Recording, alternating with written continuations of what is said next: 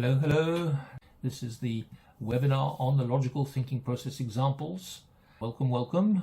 We've got about 300 people from all over the world, and both the people listening and the people presenting. I'm in Paris, Thorstein's in Iceland, Bill is in Raleigh, USA.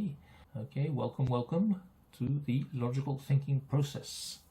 A webinar where we're just going to go through a certain number of examples to give people an idea of what the logical thinking process can do. Okay, so let's get started. Today's quite simple, a quick introduction about who we are. Then Thorsteinn is going to summarize in one slide or two slides, should I say, what the logical thinking process is. It's going to describe a list of recent cases that the logical thinking process has been used on, and then we'll go through four in greater detail. No growth in a fast-growing market, sorting out career prospects, why an important ERP implementation failed, and using the LTP to found and grow a world-class business. The first three cases will be presented by Thorsteinn, and the fourth case will be presented by Bill Dettmer. Okay, and then we will conclude and have a we hope lengthy and lively questions and answer session. Okay, there are therefore the three of us, the three speakers, Bill, Thorsteinn and myself. My name is Marris. I don't quite know what I'm doing here because I'm not considered the most logical person in the world. Bill has tried to teach me many times to be logical, but he's despairing. But anyway, we met up a long time ago, and we've been doing this for I don't know how many years now, over a decade. And I run a consultancy firm in Paris, France. I'm bilingual French-English. I've been involved in the theory of constraints for a long time. I started when it was called something completely different. OPT, Opt 1986, working with Eli Goldratt. The goal had just been published and all that stuff, right? And I've been implementing it worldwide for a long time, over 300 times around the world, right?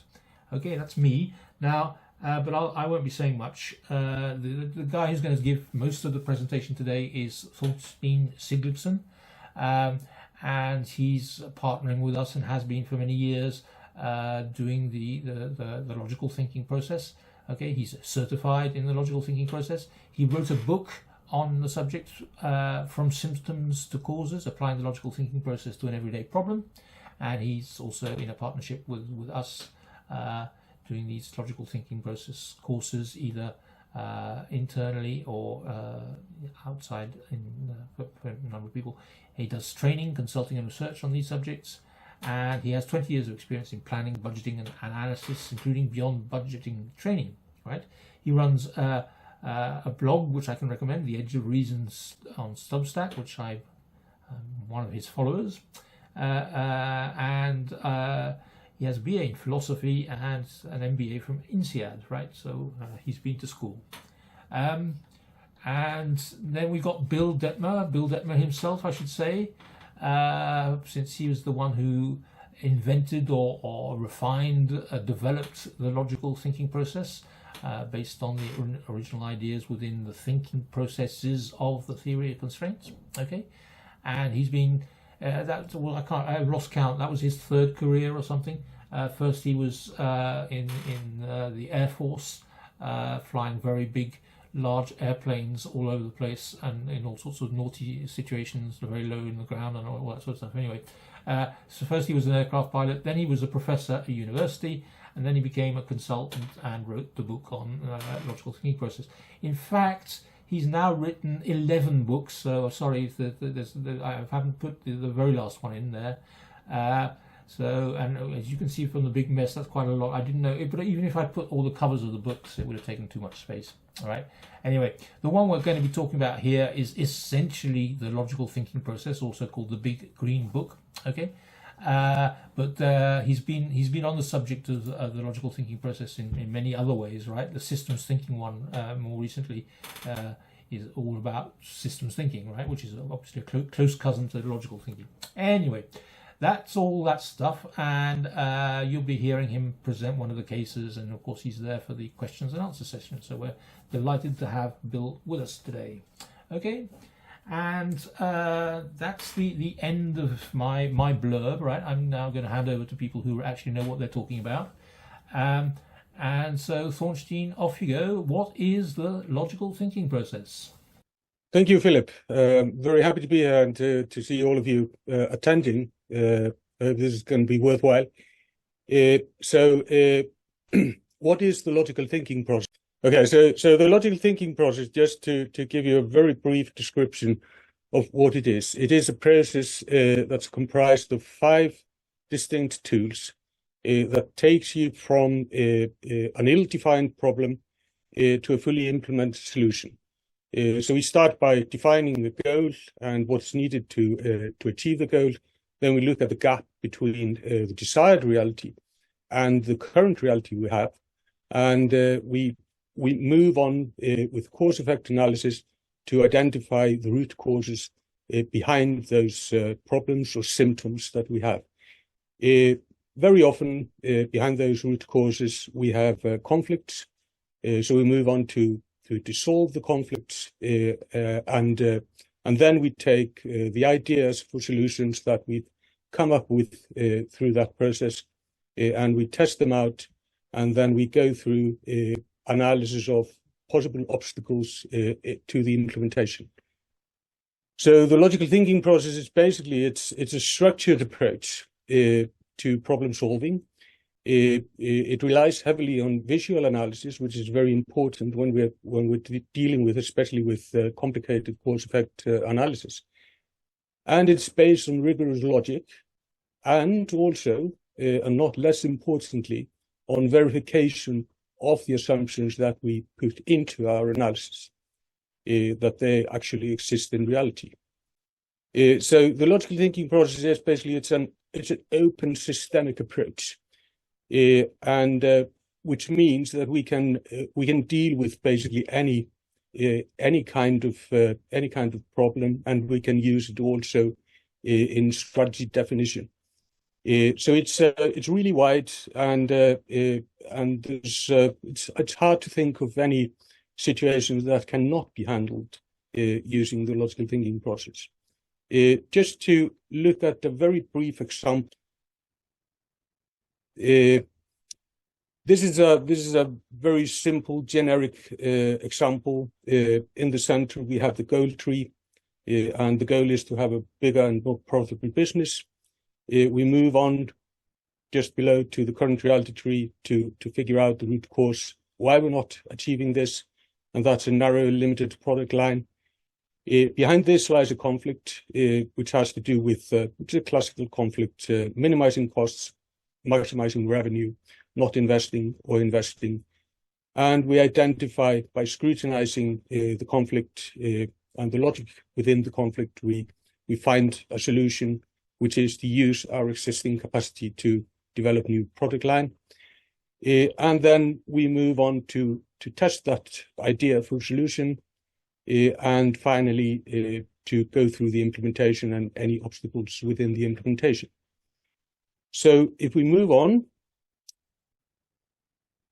we're going to discuss 4 examples of applications, like Philip said. And here we see actually a bit longer list. The ones we're going to discuss are the ones that are underlined. I'm not going to go through all these or describe all of them here for lack of time. But if there's anything that you see that you would want to have some more insights on, then you can always reach out through email or through LinkedIn, and we can have a discussion. So let's just move on to the first example now that we have here, and that's the first case, a service department within a large international corporation that we helped identify the reasons why they were losing market share and how to address that issue. So basically the issue was this: they weren't growing, the market was growing fast, but they weren't growing. And we went through current reality tree analysis to identify precisely why that was happening. In the end, at the bottom of the tree, we found the critical root causes, we could say, They had a company policy, corporate policy of a certain level of utilization for their people that they had to achieve, which they weren't really achieving, not at least going above it, and the requirement to justify any new hires to be able to get new people on board and then to take on new projects. So they're sort of stuck in this situation. And an important part of doing an analysis like this is to keep in mind the span of control, as we call it. What's your span of control? What is it that you have power over, and what do you not have power over? And obviously, in a situation like this, with a relatively small department within a big organization, corporate policies are not something you have power over. So you have to work within those limitations, basically, that you have. And in this case, the conflict actually behind the critical root cause had to do with, on one hand, in order to maximize profitability, you had to assure timely satisfaction of customer demands. And a part of that was basically the ability to take on new business. At the same time, you had to keep costs as low as feasible, which was a requirement also. And to assure timely satisfaction of customer demands, you had to keep extra resources to be able to take on new projects as they came along. But to keep costs as low as possible, you should not do that. So that was really the conflict here. Now, we could say that we might question the relationship between keeping costs low in order to maximize profitability, whether that is correct. And there were certainly some flaws here. But when we're analyzing conflicts like this, it's very important also that we don't just look at the possible flaws in the others' assumptions. We also have to look at the flaws in our own. And when we moved on to do that, one assumption behind having to keep extra resources in order to grow was that you couldn't hire outside contractors. And what we do when we see assumptions like this, we try to clarify by basically taking the assumption to the extremes. And if we move on to the next slide, we'll see an example of how we do this. So the key assumption here was that you cannot use outside contractors in the projects. Is that a true assumption? So we take it to the extremes and we say, in this business, there's no way that outside contractors ever have or ever will be used to handle any part of any project. And when you confront the people with the question like this, and in this case, that's what happened. We confronted them with this question. And then, okay, is this true? Well, no, maybe it isn't fully true. And this is actually where the solution was, that even if you were working on complex and often sensitive projects for your clients, there were parts of the projects that you could actually outsource, even if other parts and the more demanding parts you couldn't outsource. And that was basically the key to the solution, and meant that they were able to take that solution and implement it and start growing again. So that's it's a good example of how sometimes our own paradigm is limiting us and preventing us from achieving what we should be able to achieve. So moving on to the next case, which is a very different case. This has to do with the person. It's a personal issue. A project manager working in an organization really liked to work, and he was happy, except that he felt he was frustrated because he wasn't getting challenging enough projects, and that this was preventing him from growing in his roles. And this was an interesting case because it led us to basically a psychological barrier at the bottom of the tree, which was that he believed that he wasn't being given projects because maybe he wasn't good enough to take on more challenging projects, didn't really know. And then I asked him, okay, have you spoken to your boss about this? And then it turned out he hadn't. He just had assumed this was the way things were. And he was seriously considering to leave the organization and find another job because of this. But in this case, actually, it was basically when we got to the bottom of the current reality tree that the solution just popped out. This was a psychological barrier. There was no reason why he shouldn't actually ask his boss. There was no reason why his boss would become offended or react badly. And what happened then was he did actually. Shortly afterwards, he got a challenging project. He decided to stay on at the organization, and he's now doing a master's degree in project management. So this is an example of a psychological barrier, basically, that you somehow you haven't realized it's somewhere in the back of your head, but without really going into the details, you don't find it and you don't identify it and you don't solve it. So this is one example of an application in your personal life, and we've had actually several such cases where people are dealing just with their career or their personal life in other aspects of it. So we can move on to the final case that I'm going to discuss here. And this case has to do with a demand-driven manufacturing resource planning system implementation. Did you get that? It's a bit long. Anyway, this was a company. They had been for 2 years, I think, trying to get this new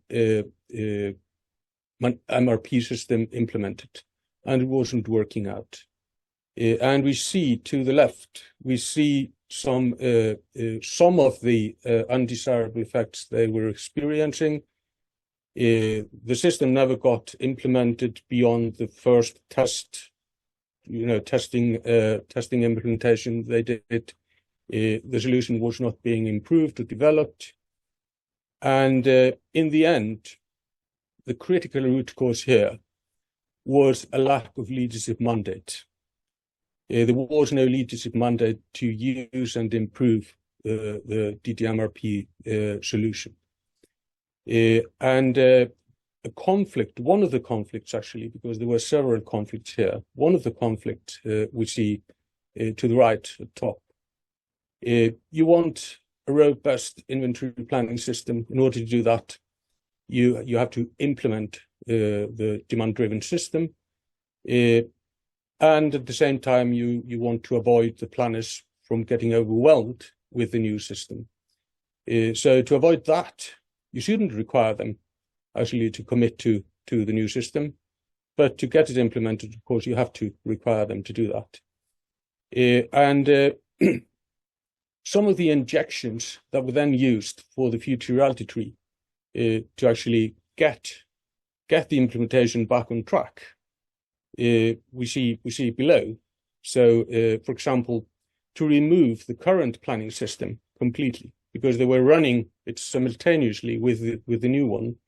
That was one very important injection to get to the goal. To come up with an incentive scheme for the planners to encourage them actually to get the new system implemented, and to design and implement a good change management strategy for the deployment. In the end here, the critical root cause, the lack of leadership mandate in this situation, we see the devastating consequences that this can have. And in the end, we can trace this back to really the beginning of the logical thinking process, which is the establishment of the goal. It seems very clear in this case that there was never commitment to the goal of the project. It was just half-hearted. So you move ahead with a half-hearted decision. You're not really ready to do what it takes to get implemented. And this is where you end up with confusion, with overload of work, with a stalled big project, and all the problems that follow. So that was my third case to discuss, and now I think it's time to hand over to Bill Dettmer to discuss yet another type of application, actually a very important case that shows the power of the logical thinking process when it comes to strategy definition and implementation. So over to you, Bill. Christoph Steindl founded Catalysts, a software development company, in 2005. At that time, the company was just him and his partner, Christian Federspiel. Christoph had read everything he could get his hands on concerning the theory of constraints, including my books on the logical thinking process. He decided that the LTP was what he needed to lay out the strategy for his new company in Linz, Austria. So in February 2006, Christoph came to me for a week to learn the LTP one-on-one. The subject of his learning experience was the development of a strategic plan for Catalysts, which he completed in the form of a set of LTP logic trees in 1 week. Over the course of the next 5 years, Christoph and Christian built their company from 2 employees in a single 3-room office along the Donau River to 95 employees in 3 floors of an office building in downtown Linz. Over the 5 years after that, Catalysts grew to 350 employees in 4 countries in Europe and 1 in Africa. They achieved 30% growth per year each year since 2006. Christoph attributed this phenomenal growth to the robust strategic plan he developed with Christian using the LTP. Now, it would be unrealistic of me to claim that his use of the LTP did this for him. Christoph was a truly unique, creative, hardworking, dedicated individual, to the extent that a man with a doctorate in computer science could be a right-brained person. Christoph certainly was. But included in Christoph's strategy was the creation of a Europe-wide programming contest for final year computer science students at all the major universities. Each year for 10 years, he and Christian would create a unique programming problem for contestants to solve by writing software. For example, 1 year they had to write a program that would operate a Mars landing vehicle. Christoph and Christian would personally grade each submission and award 3 prizes. Third prize was 5,000 euros. Second prize was 10,000 euros. And first prize was 15,000 euros. No small thing for starving university students. But the real prize was an offer of employment without having to go job hunting for those top 3 finishers. For 10 years, Christoph cherry-picked the best programming talent in all of Europe for Catalysts. As a result, Catalyst was able to win contracts, such as the development of the human resources management software for Volkswagen AG. When he first came to me in 2006, Christoph was 33 years old. He had been employed by IBM installing SAP in companies throughout Europe. But he yearned for something better than just a salary. I want to build wealth, he told me, and retire at age 45. Well, unfortunately, Christoph failed to achieve that goal. It took him until he was 47 to retire. He missed his target by 2 years. But in 2019, he and Christian sold catalysts for 230 million euros. And he told me that same year that he couldn't have done it without the logical thinking process. I dedicated my book on systems thinking to Christoph in 2022. And Christoph lived long enough to see that. A month after he received the copy I sent him, Christoph died of a brain tumor, a tragic loss, not just for his family and friends, but for the world. So thank you, Bill. This is a very impressive story, and a really great example of how you can use the logical thinking process not only to solve problems, but also to build a business. So just to go through the key takeaways before I hand over to Philip and for the questions and answers. We've gone through 4 examples of application of the logical thinking process. We've looked at the persistent systemic problem where we had to solve a conflict through acting within our own sphere of influence, or actually our span of control. We looked at an important project that was almost abandoned. We looked at dealing with personal dissatisfaction in a career, and how the solution became obvious once the root cause was identified. And we looked at strategy creation and implementation. So we've seen how the solutions can be found at different stages of the analysis. Sometimes it just has to do with defining a clear goal. Sometimes there are deep-rooted conflicts. And sometimes it's a question of clarity on objectives and clarity in cause-effect analysis.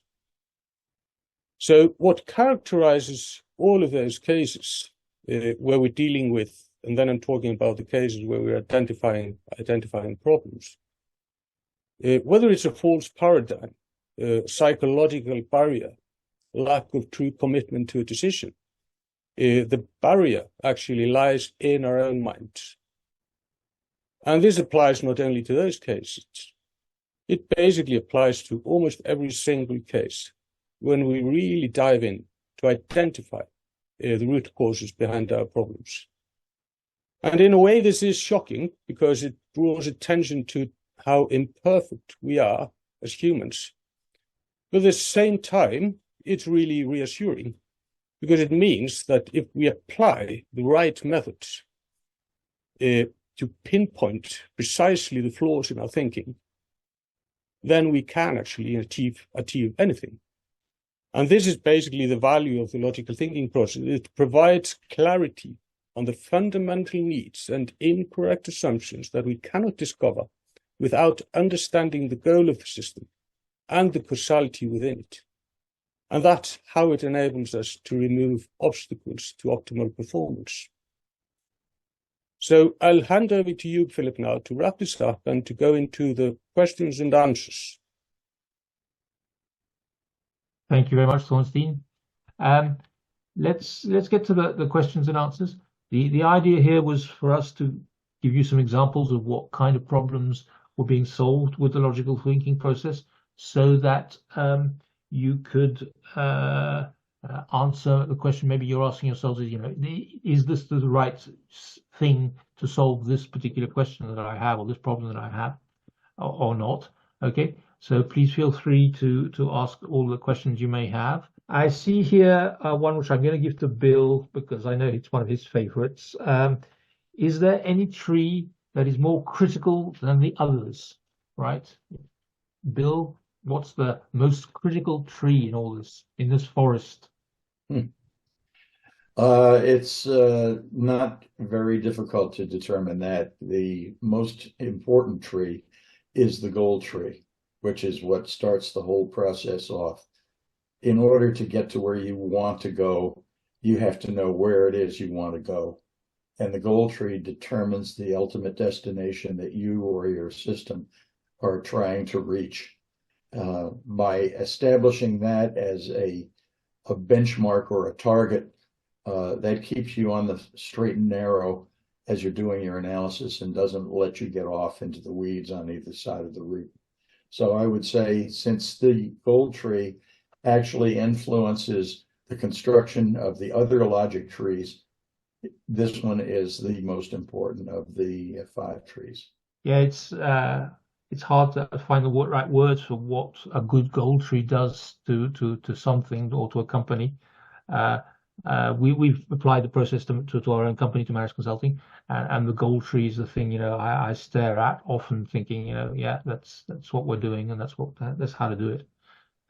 Thank you for that, Bill. I'm going to give you another very easy question, but it's because you've written too many books now. The question is, I'm going through the LTP Green Book now.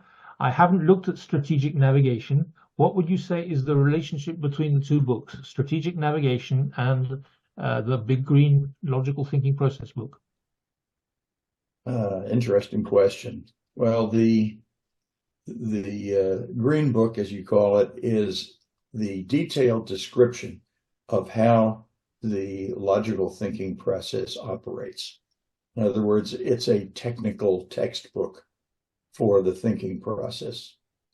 Strategic navigation is an application book, and it is the application of that logical thinking process to the development and execution of strategy. Specifically, you would probably be using the Green Book to learn the process first, and then go to strategic navigation as a means of figuring out how to apply what you've just learned to strategy development.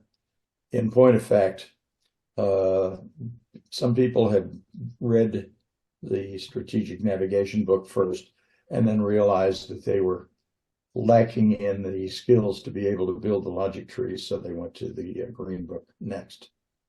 But that's the relationship of the 2. One is a technical textbook, and the other one is an application book. Okay, fasten your seatbelts. The questions are flooding in right now. The next one, again for Bill. Is it possible to learn the LTP by just reading the book? Let me say, yes, it is possible to learn the LTP by reading the book. Is it possible to apply it successfully by just reading the book? I would say probably not. Let's look at it this way. The LTP is, I like to characterize it as applying it to your system is like doing neurosurgery on your system. Would you do neurosurgery just from having read the book, or would you want to have some practice and some actual skill in using the tools? So short answer is yes, you can understand what it is by reading the book.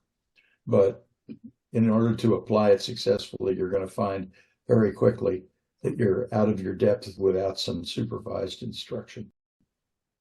Okay, thank you very much. Thorsteinn, a question for you. The current reality tree analysis can take a long time. Are there some ways to speed it up?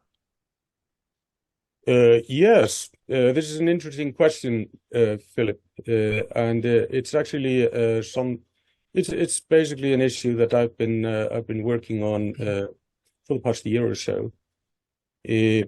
Doing current reality trees, it's not only lengthy, it's also a tricky process, and especially if you're doing it by yourself, you always need. And this is because of the biases we have, and that we that are sometimes somehow subconscious, and we don't realize them. And this is why we usually need somebody else also to look at our work and to criticize and to scrutinize our trees. What I've found is that we can very successfully actually use artificial intelligence to help us with this. And I've tested this out for quite a period of time on various applications using the large language models like ChatGPT. And the interesting thing is that even if the large language models actually don't think really very logically, they're very useful at spotting errors in our analysis. And they're very useful also at spotting subconscious biases that we have and that are reflected in our analysis. So by using those models in a structured way, we can actually speed up very much the scrutiny of the logical trees, and we can also use them to help us when we're building the trees to spot any errors before we actually go too far with building things on them.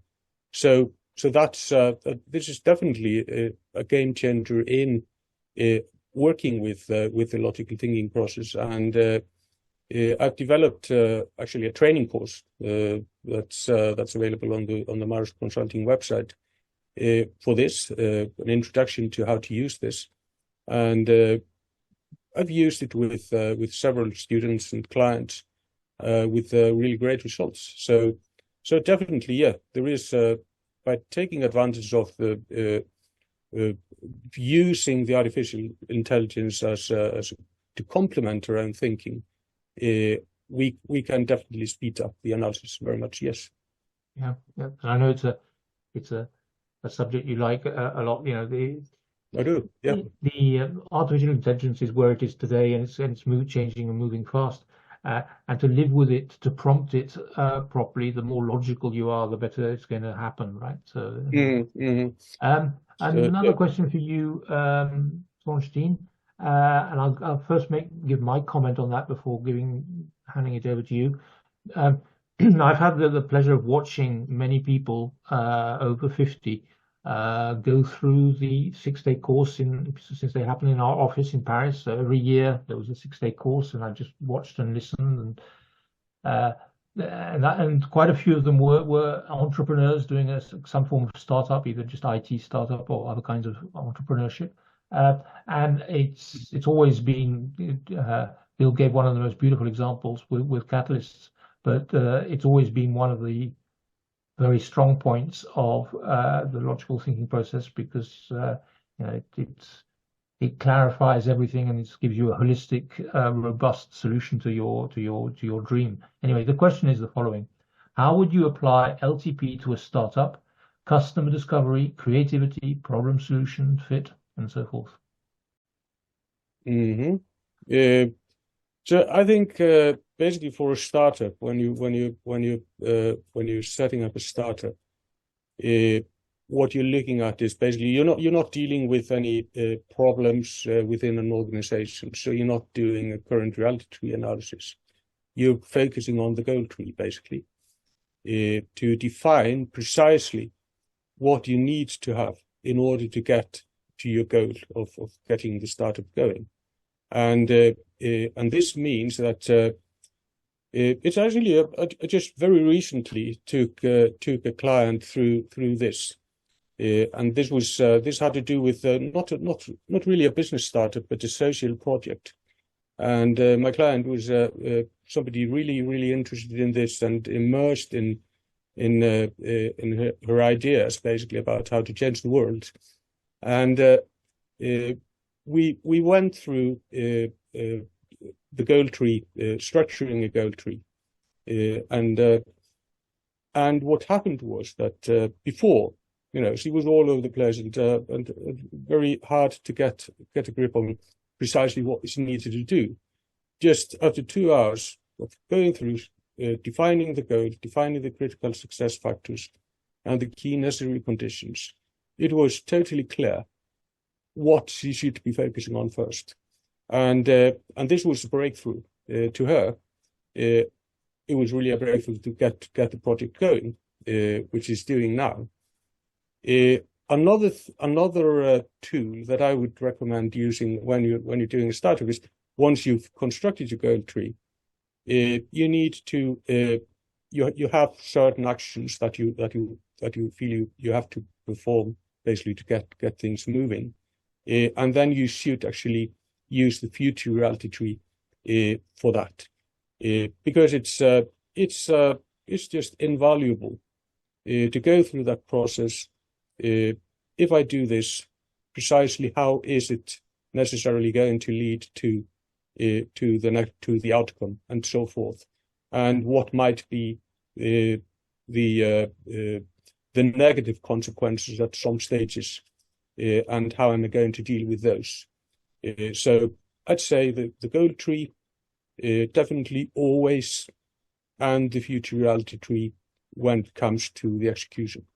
But before you move on to the next question, it's pretty clear to me by reading through the questions that have been posed, we're not going to get to all of them live today. And I see on the question and answer page, there's a type answer choice in there. Can I assume that you will be able to retain all of these questions and we can answer them offline individually later on, the ones that we don't get to talk about? Yeah, yes, indeed, because we're nearing to the end of the time. But we have the emails and the questions, so we can get back to people in writing. Okay.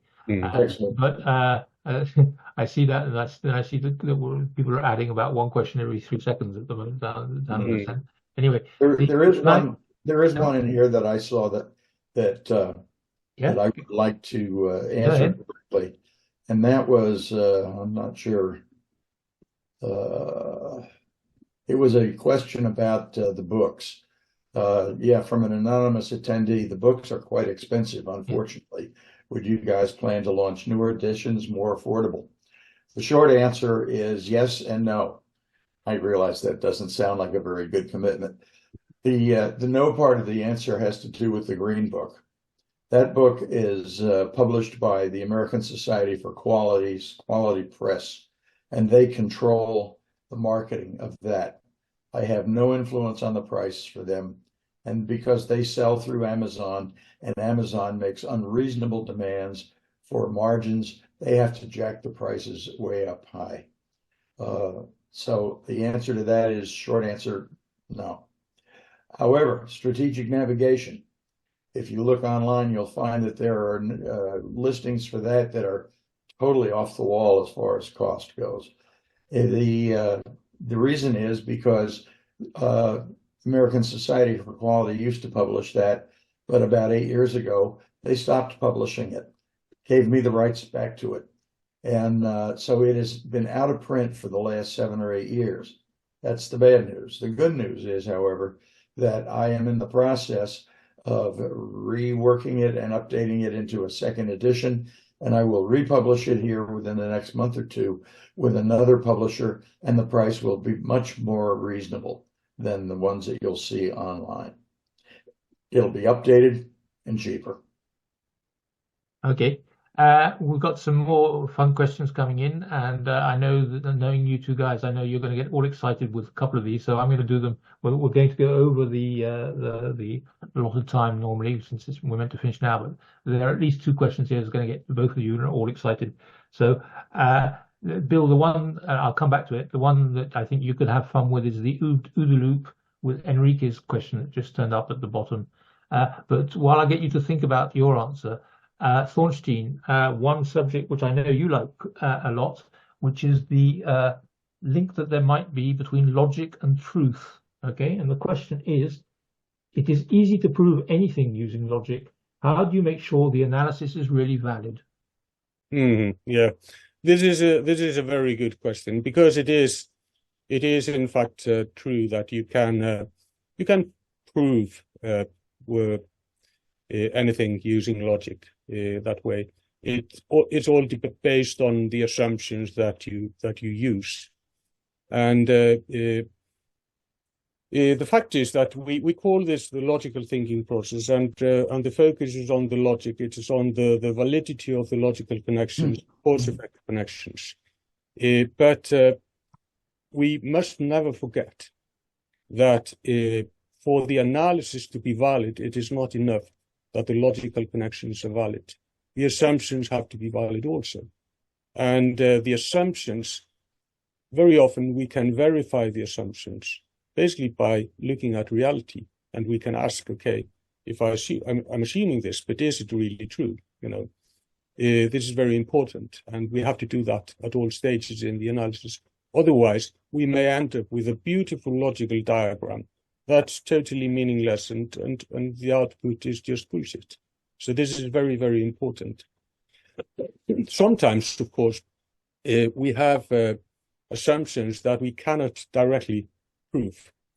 And this is very common in many areas. This is what doctors do all the time. Is you're diagnosing a patient, and you can't really put your hand on precisely. You can look at the symptoms he's showing and so on, but you cannot ascertain precisely by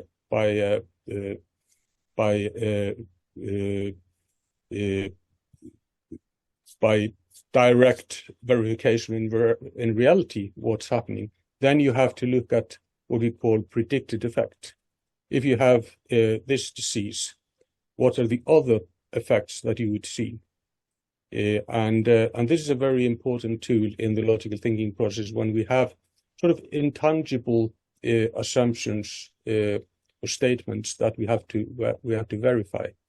Is to use this approach, the predicted effect approach. It's the same that a mechanic would use, looking at the car that won't start. If the battery is dead, you will see some other indications of that as well. Not only that the car doesn't start, the lights can't be turned on, and so on. So definitely, you can sort of prove anything if you just make the necessary assumptions, but you have to verify the assumptions. I would add one other thing. We haven't talked very much about the categories of legitimate reservation, which are the rules of logic that govern the effectiveness and efficiency of the logic trees. And the second one of these is the most important of all of the categories, and that is called entity existence. And entity existence is the valid existence of the statement. In other words, can you prove it with documentation? You can put all kinds of specious statements into causes, which may be totally fictitious. If you cannot prove that it actually exists, then it's an ineffective analysis. So the safeguard against the problems raised in the question is applying effectively the entity existence reservation to all causes. You better be able to find some evidence that the cause actually exists.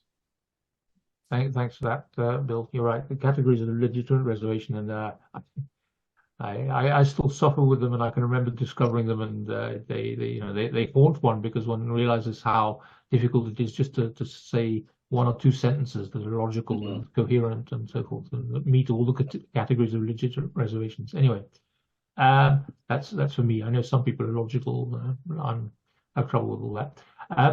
We'll come to your question about the VUCA world and the OODA loop and stuff in a second, Bill, by Enrique there. But before we do that, I suggest we answer the question by Stefan there, and we give the three answers: mine, Thorstein's, and Bill's, because the question is the following.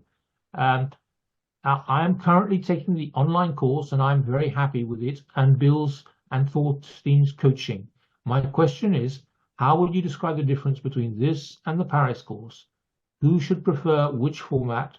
Should I strive to do the course in Paris additionally? Okay, and I understand it's a perfectly, we understand that what we're offering people on this subject is crescendo, right? The free videos, and then there's the book, which costs a bit more money, the Logical Thinking Process Green Book, and then there's the online video course, which you can go through, which is a bit more expensive.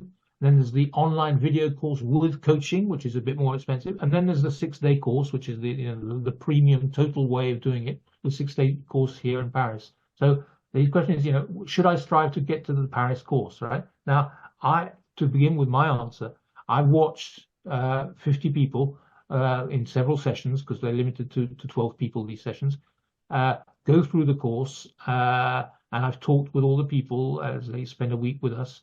And clearly, it is the best way, if you can find the time and if you can afford it, to do this. If you become interested in the logical thinking process, and if you're frustrated in how to actually inject it into your life, that is the way, the foolproof and very pleasant way of getting going with the logical thinking process. And for having kept in contact with those 50 people. The people who go to the Paris or any the 6-day course, right? It also happens to be in Paris, which is not too bad in central Paris. Those people who've been to the 6-day course think of it, as a very important moment in their life, because being able to think better is kind of important, isn't it? That's my answer. Thorsteinn? Yeah, I think I can agree with what you're saying here, Philip. And the difference, it's of course in the end it's up to you, Stefan, to decide. But the difference that I see in it is, well, I'm very happy with the online course and with the progress we're making with the online courses. The big difference is actually the team dynamic that form in the Paris course, and it's based on my own experience. Basically, I went through the Paris course many years ago, and it's so intellectually challenging and demanding, and you're totally wasted after doing it. But it's a good way of getting wasted, basically. It's as I said to Bill after doing the Paris course, I learned more during those 6 days than I learned during a whole year doing my MBA at INSEAD. And this is basically what you get out of it. It's because it's in the online course you're interacting with the coaches. In the Paris course you're interacting with all the other participants as well, and it's the group dynamics that's so important, and how people are challenging each other's thinking and moving on, seeing new perspectives and so on. So for me, I would do it over and over again.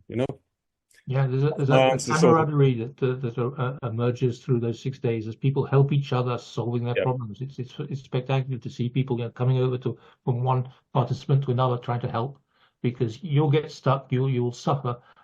Sometimes be very frustrated because it looks simple, but it turns out to be more difficult. And there's what the coaches bring to the table, and then there's a lot of help among the participants, and indeed it's quite often they stay in contact for many years after the course. Anyway, Bill, what do you think? I don't think there's anything I can add to what the two of you have said. The only thing I might mention is, for most people, the cost of an in-person participation is not going to be justified if you've already been through the online course. Yes, you will miss out on the group dynamic. You'll miss out on the direct interaction with the coaches. But is that worth the additional, rather dramatic increase in costs for travel, lodging, participation in the course? Only you can make that decision. If I were to say, apply a criterion for yes or no, I would say, how determined are you to make this, the application of this process, a continuing part of your life? If the answer is yes, I am already committed to this and I will be using it in the future, then maybe it's worth that extra investment. Yeah, because so to bounce back on that, to bounce back on that remark, Bill, it's true that there's a sort of self-fulfilling prophecy in the process. That's to say, people who are crazy enough to spend that kind of time and money on the subject come with their hair on fire. They want it, and for a real reason. It's for a life-changing reason. All the subjects we've dealt with, we can't, for confidentiality reasons, talk some of the most spectacular ones, which deal with life and death, which deal with all sorts of things. And people come with those things, and so there's a lot of excitement in the room for those 6 days, because we're not working on how do you tie up your shoelaces stuff. I will say that having conducted the online courses and the in-person courses, there is far and away the in-person courses are superior. And the online courses were offered as an alternative for those who could not afford either the travel or the price of admission, and to make it more available to people So there you go. Yeah. Okay. I've mentioned it, so I'd like to hand it over to you, Bill, on this one, which I don't know if you can see the question from Enrique, and I don't want to give you the answer. Maybe I'm wrong, but I'm trying to get. I'm guessing the answer is something to do with OODA loops. Anyway, the question is from Enrique. I think applying LTP on stable environments makes sense. Is it practical using it in a VUCA or BANI environment? Well, my immediate response is, what the hell is VUCA and BANI? I have no idea what that is. Sorry, So I can't volatile, answer the uncertain, question. complex, and ambiguous. The world where we don't know where we're going, right? Where everything seems to be changing all the time, and you feel that you're just being balloted around by the news and by technology and by new competitors and by politics and whatever. Volatile, uncertain, complex, ambiguous environments. I got it. Okay, the short answer to this is it may make sense if you develop a really good skill at the thinking process, and you can run through the cycle of goal determination and then problem analysis and solution in a relatively short period of time. You may be able to do analyses in several iterations as the circumstances change. If you're in it and it's going to take you 3 or 4 months to run through one cycle of the logical thinking process, that reality is likely to change before you can even get a good solution. I have a presentation on this that I've offered in the past, and I don't know if you have it among your stuff there, Philip. I know it's part of the video course in the logical thinking process, and it's called System Complexity and the Thinking Process. And basically what it says is, yes, the thinking process will be useful in a rapidly changing environment, provided you can complete the cycle within the cycle of the change. That takes a lot of skill to do that. Yeah. Okay.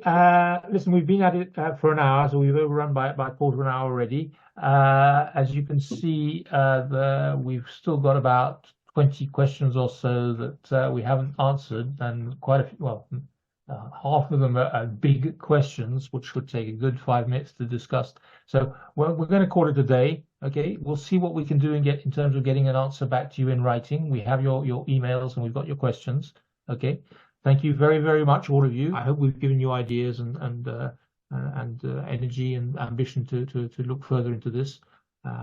As you can see, we think it's a really exciting and interesting subject, because thinking clearly is kind of important, isn't it? So thank you very much from us. Thank you for being here. Thank you for your time. And well, hope maybe we'll see you in Paris or see you sometime. Thank you. Bye-bye.